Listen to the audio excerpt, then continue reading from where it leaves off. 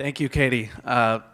It's always a pleasure to start these days with you and get the enthusiasm that you bring to these programs throughout the room. So I want to just start by thanking Katie Brandt for her tireless energy in organizing events like this and many others.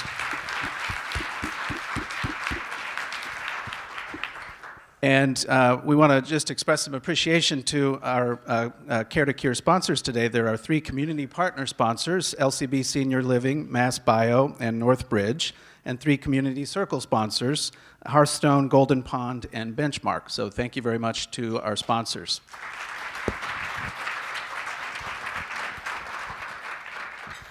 We have a program that I think will bring you a lot of information this morning about these conditions that we're here to talk about. And I'm going to start by just providing an overview, and then we'll have a series of speakers that will dig into some of those topics in a little bit more detail. So let me just get my slides up here. I also, later on, will thank her specifically, but I also want to just express appreciation to Dr. Helen Kales, who came from Michigan for this, and we'll talk more about how excited we are to be trying to develop some partnerships with her around some of the behavioral management strategies that she's pioneered nationally. So, just a little bit of history for those of you who haven't heard this before. The Mass General started a program that was dedicated not just to Alzheimer's disease, but also frontotemporal dementia and related disorders back in 1984 under the leadership of Dr. John Grouden, who is still practicing today and advising many of us and has been a staunch supporter of the FTD unit over the years. Since I came to him to found it with Daisy Sapolsky in 2007, when our focus was really on primary progressive aphasia, but it became very clear quickly that we needed to expand to be as inclusive as we are today in terms of the various types of FTD that we'll talk about. And so the formal founding of the FTD unit was in the fall of 2008, and we had our first caregiver conference in 2009. And then did some research updates in partnership with the Association for FTD to do more conferencing to educate people, and then finally started our gala in 2015. So here we are, just having done our 3rd annual gala last fall, and this is our 7th Education Day. So I really want to thank Helen Kales, all the program faculty here that are speaking, Katie Brandt, as I mentioned, and the FTD unit team who's here and who you'll get a chance to interact with throughout the day, and you for coming. So we can't do this without partnerships. I've been talking with a variety of the partners that we have from the community here today, and I think many of you will have a chance to talk to many of the folks that are representing their organizations here. And one of the things that we want to continue to do is to build these partnerships so that we can work beyond our own individual capacities to provide guidance and services to people with these conditions. So we always look for opportunities to develop new relationships and partners of the type that you see out there. But I want to talk about a few special partnerships.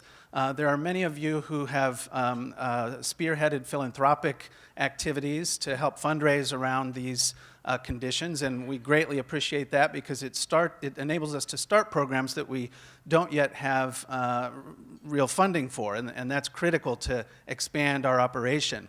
And I want to say a special thanks to Sybil and Kimon Surmos, who really came up with the idea, the inspiration for our Evening for the Arts for FTD when we first started the gala. So thank you to all of you who do this kind of activity and share your stories with us. And just to mention the power of stories, this is Carol, who you may have met, some of you, at the gala last fall.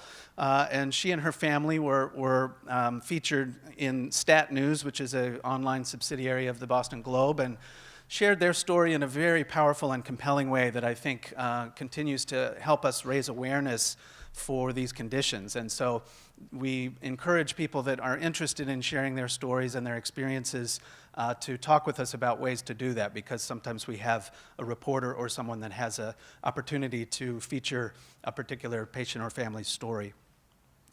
So, in general, I want to just kind of give a little bit of the background for these conditions that we're talking about today. So, there are lots of conditions that are associated with cognitive decline that may be treatable in various ways, and this is often the kind of thing that we start out with when we're first meeting with people in the clinic, is trying to figure out what other conditions have they been living with, or might they be just experiencing that could be affecting their thinking or mood or behavior.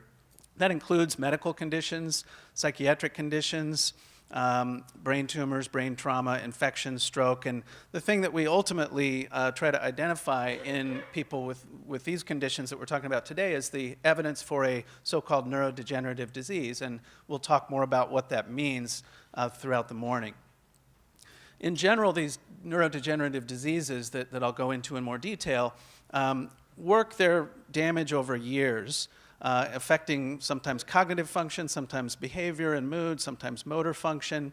And we do an artificial classification, really, of how the person is doing based on what their functional ability is in their day-to-day life, what things that they have trouble with, what things they are still doing. And so these designations that we call functional status are really dementia. And that's a term that's loaded for many of us, but the formal meaning of it is that a person has lost some independence in their social or occupational functioning. Obviously, that's very arbitrary based on what they were doing before and the challenges that they have in their ordinary life. So we know that that boundary here is very fuzzy, really. But then there's usually a period of years prior to the time when a person loses some important social or occupational function where they have symptoms. And that's what we often refer to as mild cognitive impairment, MCI, or so-called prodromal disease. And what we do know, too, is that probably for at least a decade, we don't really know how long, the changes in the brain have been occurring before a person develops any kind of detectable symptoms. So generally speaking, these things are slow in their evolution, although they may often appear to snowball at times when people are losing certain functions. And so we can't really put time frames on these, but this is a general sort of bracketing. We think, the pathology may be developing for 5 or maybe even up to 20 years. We really don't know. In Alzheimer's, the thinking is it might be going on for 15 years. FTD may be a little bit faster depending on the type, or some types may be a little slower. And then people may have symptoms for up to a decade or sometimes only a year or so that they can tell us about that they were experiencing before they sought medical care for their condition and before they started to lose functioning. And once they lose functioning, that can be a fairly subtle thing for people that were operating at a very high level and can't do that anymore. And that can go on for many years after people have lost an important function and while they're adapting to their current situation. I don't know if any of the staff are able to grab maybe a couple more chairs or if people can identify some empty chairs because a few people are coming in and may not have a place to sit. So feel free to make your way around to find a spot to sit. Thanks to everyone who's helping. So I've been starting to show this image to people in clinic more frequently recently. Our team has been developing our thinking about how to talk about this, but it's really kind of a new framework for talking about these conditions, not just in FTD, but also in Alzheimer's disease and related conditions. So we start with what I've been talking about, which is what we're referring to as the global cognitive or clinical status. And so some people are cognitively normal, but may have some movement-related symptoms or speech-related symptoms or other symptoms, but their cognition is normal. Some people have subjective cognitive concerns where they are concerned about the changes that they've been experiencing in their life, but we can't detect any significant deficits on our testing of their cognitive functions, and some of that is because we're not perfect at our testing, and Bonnie Wong will talk more about what that kind of testing involves and what its strengths are and what its limitations are. And then there's mild cognitive impairment, which essentially means that a person has symptoms, whether they may be memory symptoms, whether they may be language symptoms, that they and typically their spouse or someone who knows them well are experiencing and can describe in their daily life. and we can do testing, and we can find some impairment relative to other people, their age and education and background. So we can corroborate their symptoms on our tests in the office that show that they do have a problem with language or organizational skills, as we call it, executive function, or memory, or that type of thing, but they're still independent, largely independent in their day-to-day life. So that's the key here. With MCI, it's the person has symptoms, we can detect a problem on our testing, but they're still, for the most part, functioning independently in their day-to-day life. We often say, you know, could you leave this person at home for a long weekend and be pretty comfortable that they're going to be able to get by? And then there's dementia, which, as I mentioned, is really where you have the symptoms, you have some impairment that we can detect on our examinations, and the person isn't independent fully in their day-to-day life. And again, that's a very arbitrary designation depending on what the person was doing before. So that's the overall status, and that can really have important implications about what services people can obtain and what safety and planning concerns we might bring up with people with regard to things like driving or financial management or things like that. So it's really important to start out with that status. But when people diagnose a person, when a doctor diagnoses a person as having dementia, that should just be the starting point. What we really want to know is what is the flavor of that person's dementia, what's the clinical phenotype, as it's called, which is basically a description of their symptoms, often using these acronyms that we use to describe them. So primary progressive aphasia, we'll hear from Megan Quimby a lot more about how communication and language issues are present in these conditions. And so primary progressive aphasia is one descriptive term for a problem that a person has that is primarily affecting their language, and it's gradually progressive. So these are often labels that apply to the person's symptoms. Behavioral variant frontotemporal dementia is another one, and some people can be identified as having that before they really have dementia. So I think we have to be, sometimes we have to recognize some of the limitations of the way these terms are used. And we don't really have a great term for the beginnings of what we think of as typical Alzheimer's disease, but most of us think of that as amnesic MCI, which basically means you're forgetting to a substantial degree, more so than is normal with aging, and we'll talk more about what normal aging is. Or they may have a problem with executive function and memory, and so those are sort of what we think of when we think of typical Alzheimer's disease, even though we're trying to be descriptive here, because being descriptive helps us understand what the patient's needs are. So what things are they having trouble with, and what could we try to help them with? And this information really comes from the long time that we often spend talking with people and testing people in the office to get a detailed story of the symptoms, which is the history from the patient, the informant, and anyone else who can contribute useful information. And there's often a disconnect between what the patient is experiencing and what the spouse or adult child is observing, and we have to try to reconcile those issues. The signs are what we can detect on our testing, on our neurologic exam, psychiatric interview, neuropsychological testing, and those may be things that are apparent to the person, or they may be things that are apparent to the clinician and not so obvious to the person as an issue. So we put all that information together to come up with these first two classifications, and we're really separating that as the clinical story from what's going on in the brain. So the third level is the neurodegenerative brain disease, and like I said, we're trying to think about how those they may be very closely aligned in ways that we understand, or they may be not so understandable, and we'll go through that in more detail. But these different diseases include Alzheimer's disease, frontotemporal lobar degeneration, cerebrovascular disease, which sometimes is considered stroke-like, or sometimes is viewed as more of a neurodegenerative syndrome, depending on how it affects people.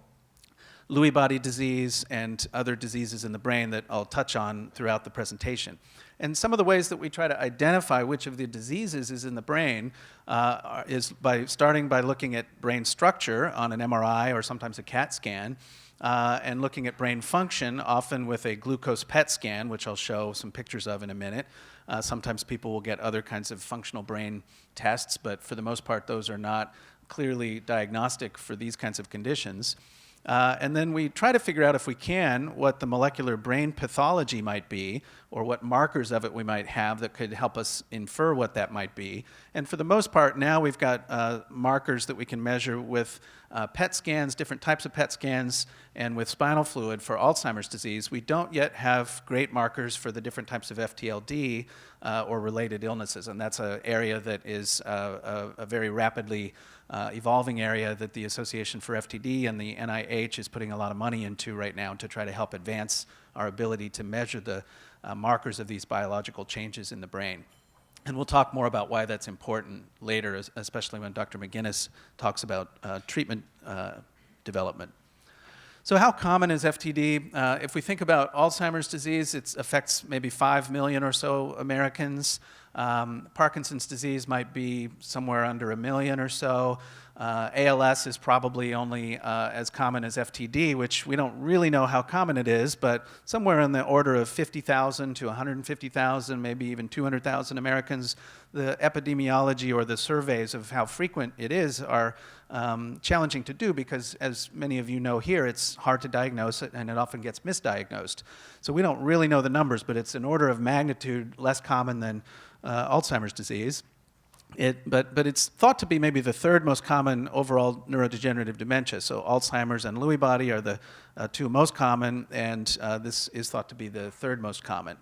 It tends to affect people at a younger age, often in their 50s or 60s. It may be the most common young onset dementia, meaning under the age of 65. And we've worked with people as young as in their 20s and as old as in their 80s.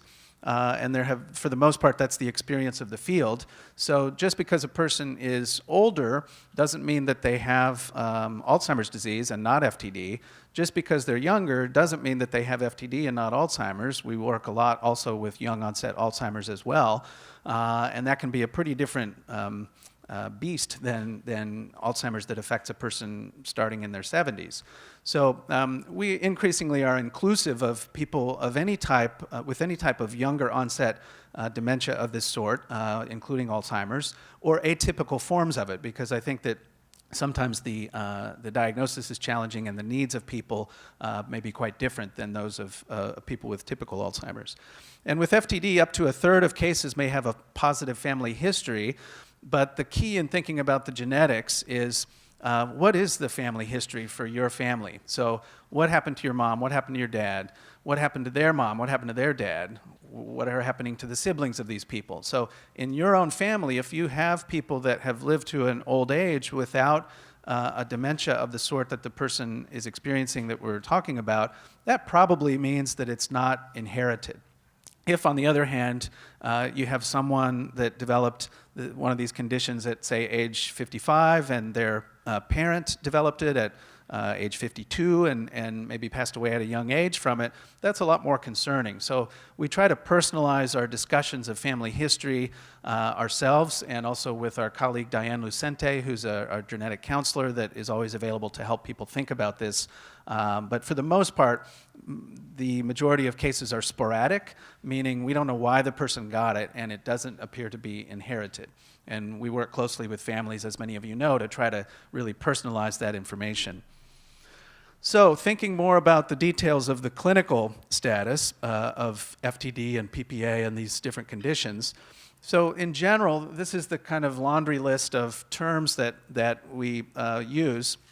So when a person has typical Alzheimer's, they often have a memory problem. When they have primarily a language problem, they have what we call primary progressive aphasia. When they have primarily a vision problem that's coming from the brain, they have something called posterior cortical atrophy. And we don't get into that as much here today, but we work on that condition as well. And when they have issues with social and emotional behavior, sometimes with judgment and problem solving, that's typically the behavioral variant of frontotemporal dementia. And those conditions are predominantly cognitive and to some degree mood or behavioral symptoms, not so much movement or motor symptoms, at least not until much later in the condition. Whereas these at the bottom here, Parkinson's disease and ALS, are predominantly motor conditions affecting movement. Whether it's making a person walk less steadily or stiffly in Parkinson's, or freeze in their walking, or whether it makes them weak like Lou Gehrig's or ALS does. Increasingly, we're recognizing that many of those patients have cognitive or mood-related symptoms as well. And then there are these conditions that are kind of in between, the mouthful conditions, as I like to call them, PSP, CBD, and DLB for short. But these are conditions that affect both movement and cognition and mood and behavior often. So this is really the list of major neurodegenerative conditions of the types that we're talking about here. And there's a network of centers called Alzheimer's Disease Research Centers. There are about 30 of us around the country that are working on AD and related disorders. So ADRD is the term that's used to talk about Alzheimer's disease and related disorders, which basically encompasses all of these conditions and is often used as a shorthand to indicate that most of us are working on many of these conditions. And you can see the concentration of people at these centers around the country, mostly on the coasts and in major metropolitan areas. And these centers work very collaboratively on something called the National Alzheimer's Coordinating Center Uniform Data Set, which it basically means that we have annual assessments that we all agree to do on people that are involved in our studies, regardless of exactly which study a person is involved in. We do this standardized assessment once a year, and we send the data to the University of Washington in Seattle, where they have records on thousands, even 20+ thousand people that have participated in these studies over the last decade or so. And these are publicly available data that are greatly facilitating people's ability to look at major trends in terms of progression, in terms of cognition, in terms of brain autopsies, because many people at centers like ours will donate their brain when they pass away, and we'll be able to understand more about what was going on in their brain during life and hopefully relate it to the different kinds of tests that we did with them over time. So it's really a partnership nationally that's been funded by the National Institute on Aging since 1984 and continues to grow and develop. The diagnostic criteria for the major types of FTD were updated in 2011, and behavioral variant FTD tends to be a condition that's associated with disinhibition or loss of filter. People may do or say things that might be inappropriate for the setting or might be embarrassing for family members in some cases. Often there's apathy, just a loss of interest in usual activities. And sometimes that's mistaken as depression, but it turns out the person really isn't sad or hopeless. They just don't really care that much about things that they used to care about. Loss of sympathy or empathy is one of the more challenging symptoms that affects relationships, often early on, and leads people to not understand the suffering that their spouse or child may be dealing with and respond in sometimes cold or cruel ways. Repetitive, compulsive, or ritualistic behavior. Sometimes this is pacing, sometimes this is collecting things, sometimes it can even be things like hoarding. So these can be things that were not part of obsessive compulsive behavior that the person ever showed before, and they suddenly start to develop it in their 50s or so. Changes in eating or drinking behavior. Sometimes people start to abuse substances. Sometimes people just will drink water to a pathological degree. We've had that happen. Sometimes they'll start smoking cigarettes, and maybe they either hadn't smoked before or had quit many years ago, and they start smoking again. So there's something about this so-called hyperoral behavior that is produced by changes in the brain that affects some of these circuits that lead people to do things that they probably don't have much control over. And then executive dysfunction, the problems with judgment and problem solving and organization and planning that often lead people to get fired from their jobs because they can't carry out the goal-directed activities. And the important thing about this condition is not everybody is the same. Some people have one flavor of it, some people have another. Not everybody has all of these symptoms. And what you read online about one individual tells you their story, but it may not tell you anything about what another person's story is going to be like. So I think that's part of our challenge, is trying to help personalize our understanding of the patient's condition to their own situation, and not have them expecting something that really is unlikely to happen to them. And that is part of what we spend a lot of time trying to do over the first year or so that we're getting to know people. Then the progressive aphasias, Megan Quimby will talk a lot more about this, but there are 3 major types, and sometimes people don't fit into one of these types very cleanly. But these different types tell you about how their speech and language and communication are affected, and often are probabilistically associated with one of the different pathologies that we see in the brain. And we'll talk more about that. So what about the progression?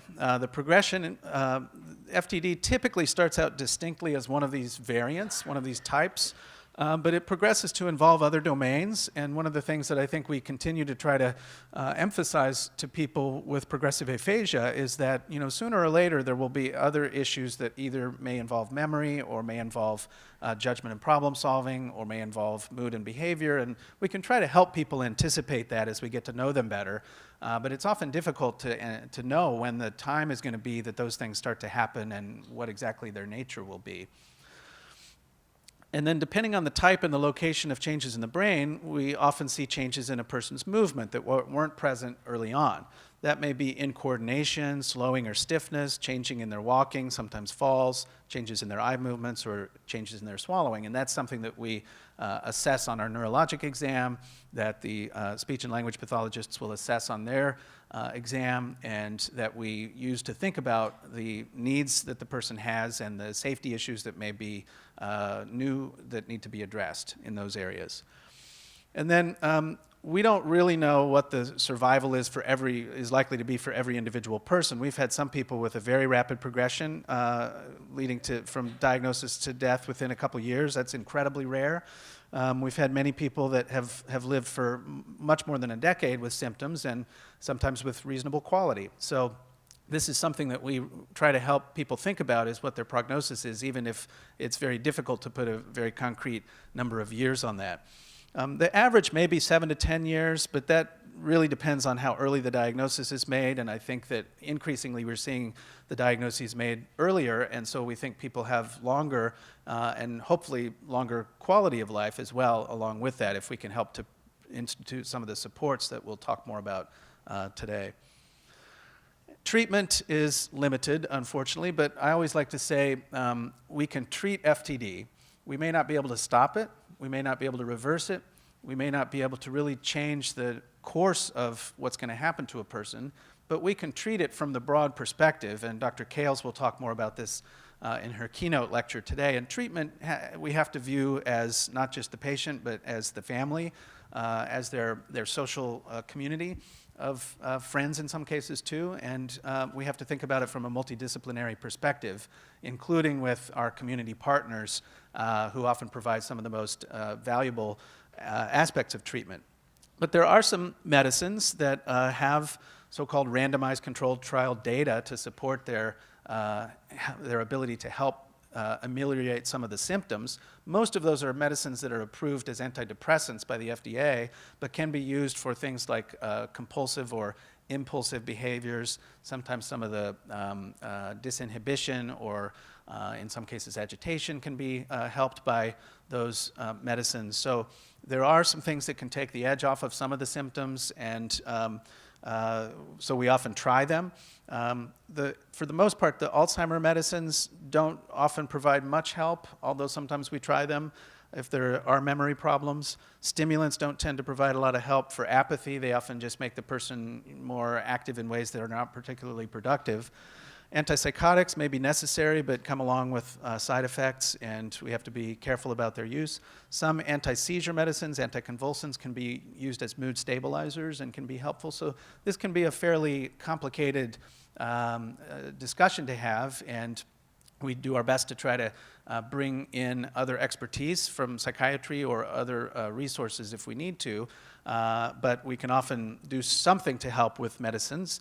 But I think the comprehensive interdisciplinary team approach that you'll hear more about from all of our speakers today is really the bedrock of treatment of FTD and related disorders, which includes a variety of different disciplines. And I would encourage people to meet Barbara Moskowitz, who's here today and is increasingly active with our group in providing social work, care, and support for our patients and families. And the team from the Alzheimer's Association that is here as well, and I can list many others, but these are the disciplines that often get involved, and sometimes occupational, physical, or possibly cognitive therapy can be helpful.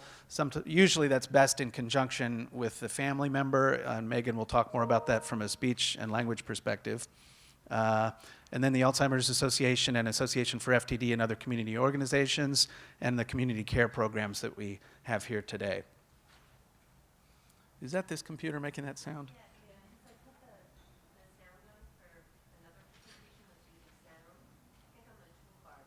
Yeah, I think I muted it. We'll see if it happens again. So then thinking about the pathology in the brain, what's the disease in the brain that is going on in FTD and related conditions? One of the things, just like with the clinical story, there's a huge variety, and we really have to do our best to bring our knowledge to bear to personalize what we help people understand about their condition. And so these are just brain scans that show different places where there's shrinkage, and they are labeled by, some people having more organizational trouble, some people having more motivational trouble, some people losing their filter, and we can understand some of these things by knowing what different parts of the brain do and how, when those parts get damaged, they affect a person's functions. But there's a lot of variability. I'll skip over this a little bit, but we can do fine-scaled measurements of parts of the brain that many of you participate in studies to help us with, and we hope that those get us beyond looking at these images with our naked eye and make this a more quantitative science that we can use to monitor progression over time, ultimately with the goal of using that information to determine whether interventions help. A lot of people hear about the different kinds of PET scans we can do. This is a so-called glucose or FDG PET scan. It's a measure of the functioning of the brain, and its major use that's approved by Medicare is in differentiating Alzheimer's from FTD. The hotter colors, the redder colors, indicate normal brain function, and there's some variability in this in normal aging. In general, Alzheimer's reduces the functioning of the back of the brain. This is the back at the bottom here. This is the front at the top here. FTD reduces the functioning at the front of the brain. Sometimes this is more sensitive than an MRI scan in identifying these abnormalities. This is a side view, as if you were looking at the person's brain from the side like this, and sometimes the abnormalities can be very subtle in terms of the loss of the activity of the temporal lobe. Sometimes it can be tough to determine whether that's outside the range of normal, and sometimes it can be dramatic, where the frontal lobe of this person really has no functioning measured by this kind of a scan. Sometimes even PET scans don't detect obvious abnormalities, even though we think a person may have one of these diseases. So what's the value of these imaging biomarkers? We hope that they'll help with earlier and more confident diagnosis. In some cases, mostly in the studies with Alzheimer's, but this is starting to occur in FTD as well. Some of these are inclusion criteria for trials. Who gets into the trial depends on what the biomarker or scan shows. We hope that this will be useful for prediction and monitoring change over time as an outcome measure in studies to see if the medicine might be able to slow down the progression of these diseases. So thinking about the pathology, I'll just touch on this in terms of the cells that are being lost in the brain and certain parts of the brain really not having neurons and other brain cells that are important for their functioning. And in some cases, you can see the accumulation of abnormal proteins that might be part of the condition or might be the tip of the iceberg of the condition. We sometimes don't understand what role these proteins are playing. But in general, the major types are tau and TDP43. And these are different types of proteins that accumulate in the brain that are receiving a lot of interest in biological studies to try to understand what the so-called mechanisms of disease are in the brain that ultimately we hope to be able to target with different kinds of treatment. And these are different proteins than what you see in Alzheimer's, which is amyloid, but also tau, and what you see in the Parkinson's Lewy body spectrum, which is a protein called synuclein. But we think that some of these things may actually have complex relationships, and so we're often trying to study whether one of these promotes the other, and we still don't know that very well. So at the end of the day, you can take these neurodegenerative clinical syndromes and map them onto a specific pathology that we think probabilistically we can predict, and we never know for sure, but this is the best we do right now. And so typical AD, where you have progressive memory loss, is usually associated with underlying Alzheimer's pathology in the brain, the amyloid plaques and the tau tangles. Primary progressive aphasia may be associated with AD, Alzheimer's in the brain, or one of the two major types of FTLD. FTLD being used to designate the pathology itself, the molecular pathology, as opposed to FTD that designates the clinical symptoms. When a person has socio-emotional behavioral variant FTD, they usually have one of these types of FTLD pathology. And then the other conditions are associated with some degree of likelihood of these specific pathologies. So these names often get confusing, but more and more we're trying to separate out the diagnosis that we give a person based on their clinical symptoms from the pathology in the brain. And this is just one example of that, where this 62-year-old former physician came to us with a dementia that was suspected as being possible Alzheimer's disease at the beginning, because he did have a fair bit of memory loss and also disorganization and not a whole lot of impulsivity or disinhibition. But he had a lot of frontal lobe shrinkage on his MRI scan. And the front, this is the front up here of his FDG glucose PET scan, showed really low functioning in his frontal lobe. And then we got an amyloid PET scan on him and there was nothing there. So no amyloid there, indicating that it's not a form of Alzheimer's actually. It was likely a form of FTD. And increasingly we're seeing people referred to us with negative amyloid PET scans with the question, is this FTD? Sometimes it is, sometimes it's not. There are other conditions that can lead to these symptoms that aren't associated with Alzheimer's disease, but just because that's the case doesn't mean it has to be FTD. So that can be a tricky thing to figure out. Many of you have heard us talk about tau PET imaging. It's one of the new technologies that we've been developing over the last now, I think, about 5 years, and it's working really well for Alzheimer's type of tau, but it's made very clear to us that the FTD type of tau is a little different, and it doesn't work as well for that, and we're trying to refine it so that it could work better. We hope if we can make these measures, we'll be a lot better at not only diagnosis, but at being able to measure whether treatments targeted at these problems can change things. We're also doing some stem cell modeling work that I can talk to people about later if they're interested. But basically the idea is you get skin cells and you can reprogram them into stem cells and grow neurons, turn those stem cells into brain cells in the laboratory petri dish and study the processes that are going on in that way based on a human cell model of the disease, because most of our models are animal models and they may or may not translate very well. So this is some of the way that we try to understand the cellular mechanisms of these diseases in the laboratory. And I'll just close by reminding people of our mission in the FTD unit as we celebrate our 10th anniversary this year. So the first pillar of our mission is to provide comprehensive clinical care for people and their families, starting with the diagnostic evaluation, treatment, continuing with the goal of managing symptoms and maximizing overall quality of life, using a variety of approaches, providing social support and assistance in connecting with community resources, providing genetic counseling where appropriate for people, and providing autopsy services to help understand the ultimate condition that was going on and advance our understanding of research as well. Sometimes the brain autopsy, and we encourage our participants in our studies of normal aging to do this as well. So we try to make this not so uncomfortable to talk about with people, whether they have a condition or whether they're being followed as part of a normal aging study. We can learn a tremendous amount this way, and I think that it's really ultimately the way to figure out what the biological problem was in the person's brain that can help us understand whether there may or may not be any implications for other family members. We want to train the next generation. We want to train clinicians and researchers as specialists in this field or to take the specialized skills out into the field. I'm very proud that Dr. Kimmy Demoto-Riley, who was one of our first neurology fellows, started an FTD program at the University of Washington a number of years ago now and is working with us in partnership across the country and as part of these consortia that I'm talking about. But we have trainees that many of you have met or will meet in speech pathology, neurology, psychiatry, internal medicine, psychology and neuroscience, and many students in other fields as well that are learning about these conditions often directly from their work with you. And we're educating our peers. Dr. Kales is also speaking at our comprehensive dementia update in June, where we try to educate other clinicians, doctors, and social workers, and psychologists, and other clinicians from around the greater New England area and beyond. And then the research mission to develop better methods to assess for the presence and severity of symptoms in daily life, to develop better measures to objectively quantify performance on tests, and to advance our understanding of what's going on in the brain.